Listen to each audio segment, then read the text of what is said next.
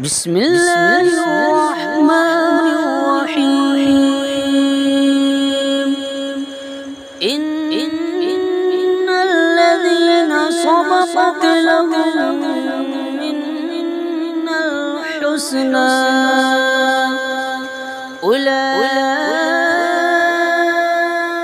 أولئك عنها مبعدون لا يسمعون حسيسها وهم فيما اشتهت أنفسهم خالدون لا يحزنهم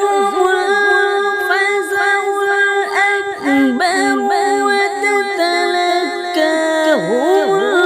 الملائكة هذا يومكم الذي كنتم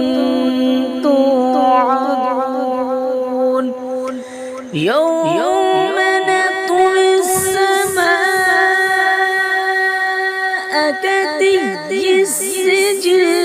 للكتب كما بدأنا أول خلق نعيده وعدا علينا إنا كنا فاعلين ولقد كتبنا في الزبور من بعد الذكر أن